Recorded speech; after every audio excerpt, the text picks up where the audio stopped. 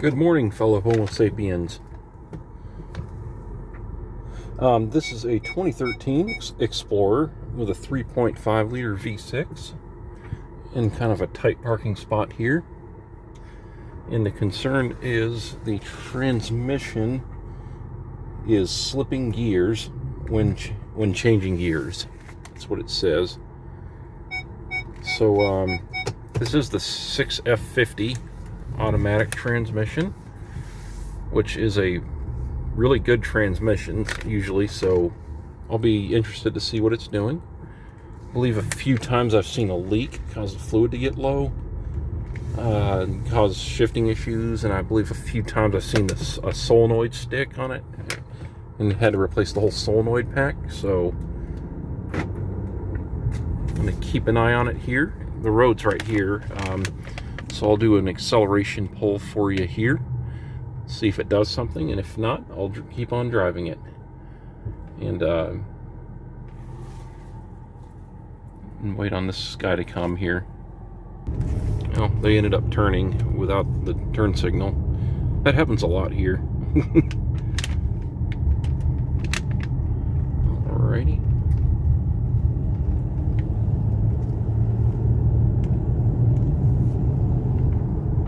Not feeling anything yet, but I thought I heard something, but that was just a business down here that makes a lot of noise. An industrial place.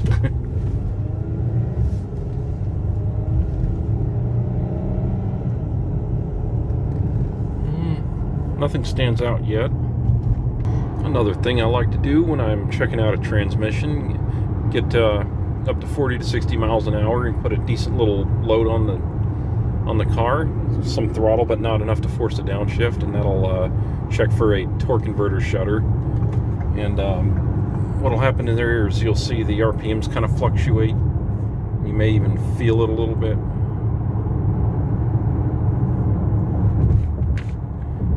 So I didn't feel that in this situation, so I'm going to get off here and put some more miles on it.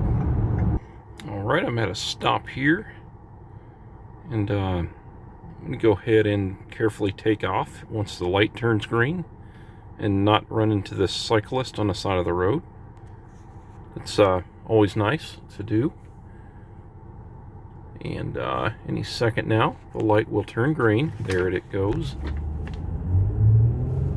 My left lane is clear. And I do not feel any shift hesitation or anything abnormal, which seems to be a recurring theme lately. Sorry for the lack of content as far as that goes, but, well, I'll let you know if I feel something.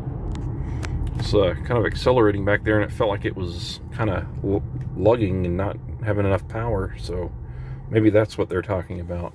Also, I swear I could just drive around and record and get enough for a funny video. There's an Altima back there with their, like, half of their exhaust hanging off the back of the car. No kidding.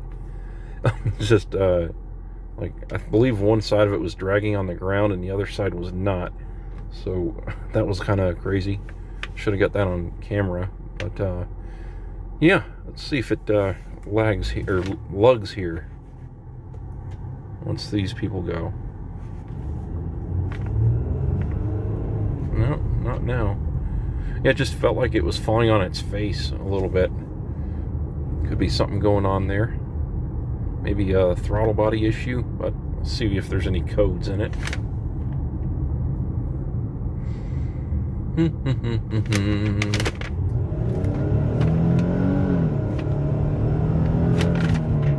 Nope, not this time around. Whatever it is intermittent, so hopefully it's setting a code, and that way I can get a path for diagnosis. And here we are at the right turn. No harshness coming to a stop.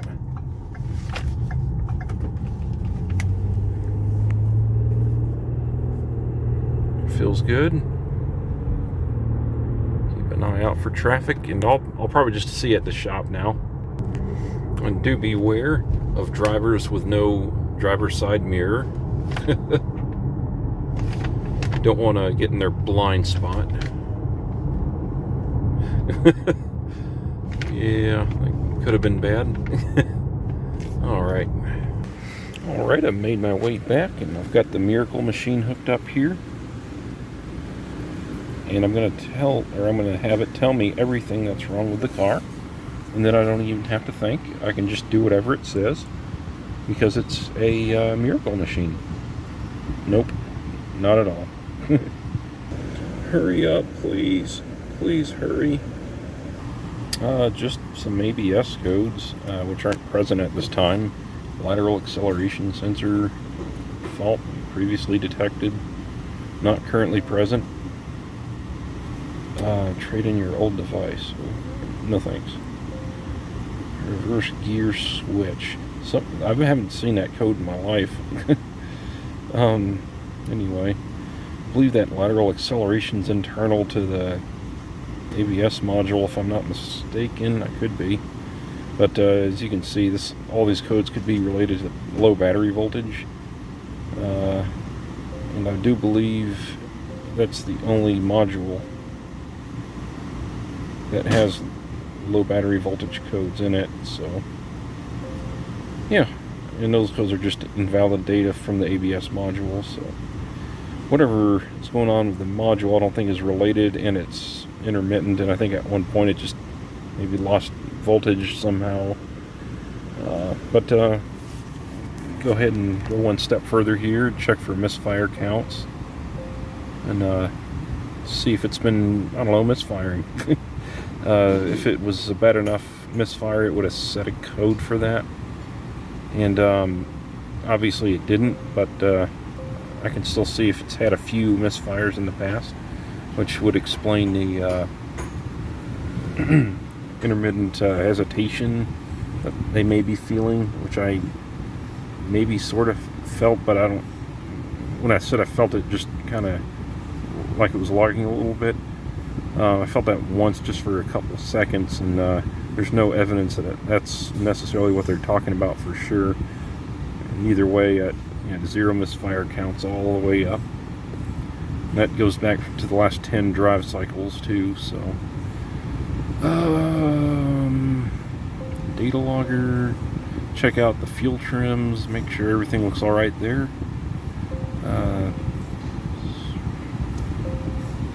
Other than that, I'll do a visual inspection. I'll check out the air filter. While I'm in here, I'll look at the mass airflow sensor PID. See if someone's changed the air filter, they could have broke the PCV fitting on the air tube, maybe. That would cause an unmetered air leak. Alright, anyway, flex fuel inferred is 9.8. That looks good. That means it's got 10% ethanol in it.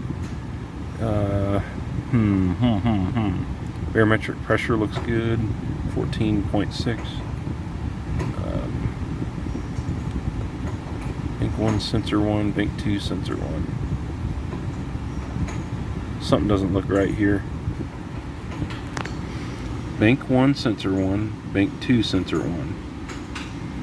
Looks like bank 2 is got an issue with the O2 sensor.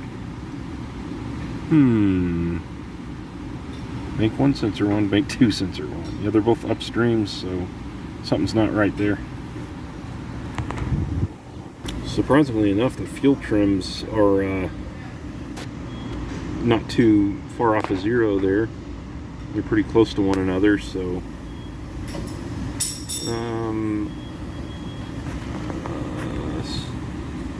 why is there 2?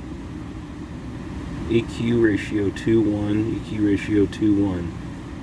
I'm confused. Okay, there's 2. Okay, never mind. There's nothing wrong with that. See how there's 2 that's hovering around 1? Maybe 1 is stoichiometric 14.7. And then this is like more raw data. I'm a transmission guy. I don't look at this type of stuff very much. Yeah, and there's nothing wrong with that there, so please excuse my lack of knowledge. Throttle position 1 and 2. right here. Just going to give it a quick rev. Yeah. They're kind of reversed from one another. When you rev it, one of them goes up while the other one goes down, and it looks like that worked just fine. So I don't think there's an active throttle body issue. So now I'm going to do a visual inspection under the hood.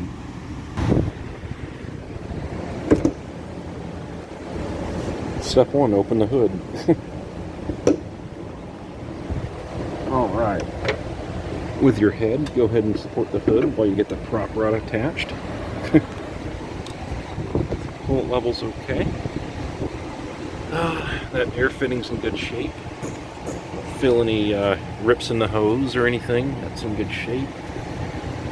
Might as well check the air filter while I'm in here. Nice airflow sensor connectors, not full of green stuff. Corrosion.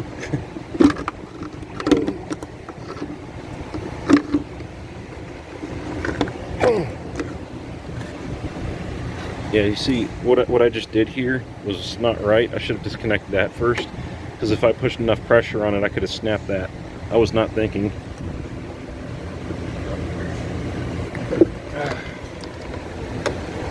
Well, that is a genuine motorcraft, and it looks like it's in good shape. It's not very dirty at all. Okay, I could not duplicate the concern. I'm going to have to get more information from the advisor.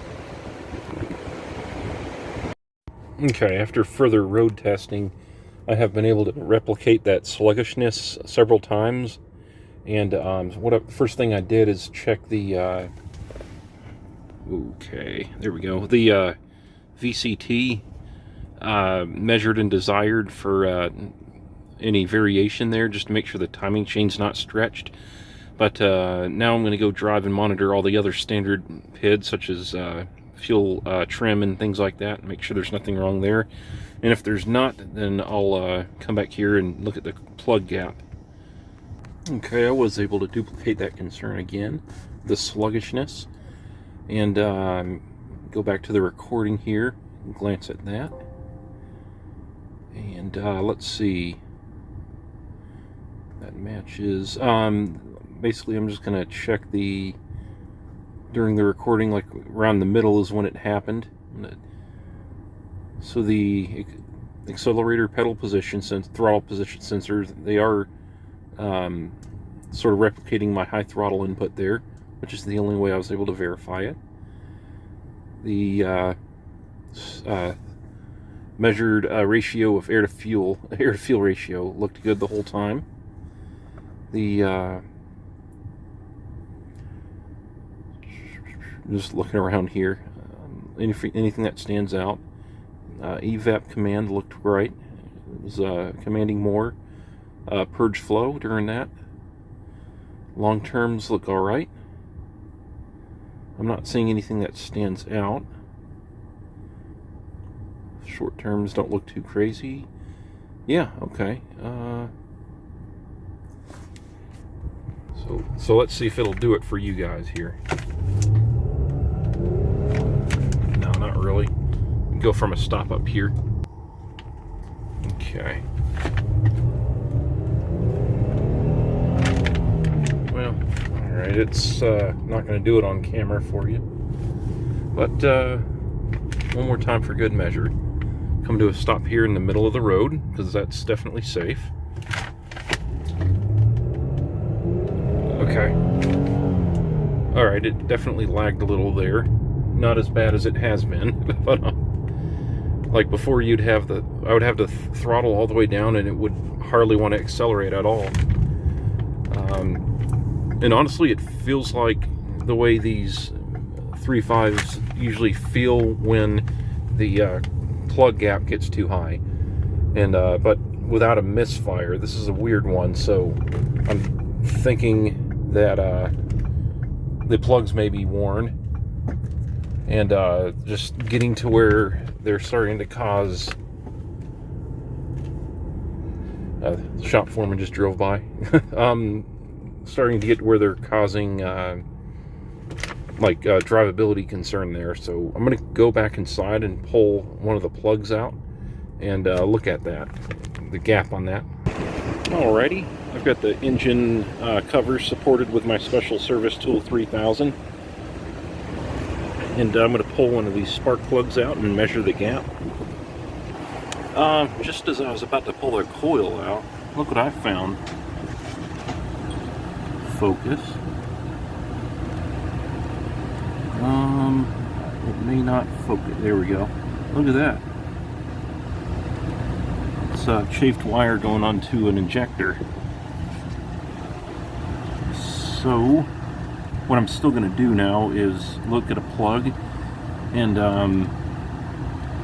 you know, go from there and recommend a tune-up if it needs the plugs. And while the intake manifold's off, I'm going to inspect the rest of the pigtails, which are the connectors, for any damage. But yeah, if those wires are shorting together, that could cause an issue there with a, you know, a fuel injector that's not working like it should. But I don't really see where they're touching one another on the strands. However, you know, either way, that's something that needs to be corrected. The gap is at 65 thousandths. The specifications 49 to 53. So I'd say a good starting point here is a tune-up, which I believe will take care of that hesitation, because it feels like the way they do when they have large plug gaps. This one just doesn't seem bad enough yet to where it's feeling like it's misfiring or actually setting misfire codes or anything like that. But yeah, I'm going to go ahead and recommend a tune-up, and I may go ahead and stop the video there because it'll probably take a while to get approval, like several days or more. So yeah, if anything changes, I'll you know, let you know. I'll take the video down and add on to the end of it what I find.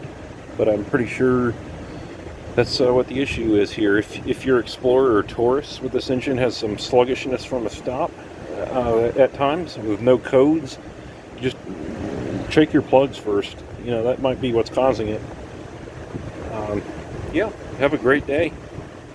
Thanks for watching.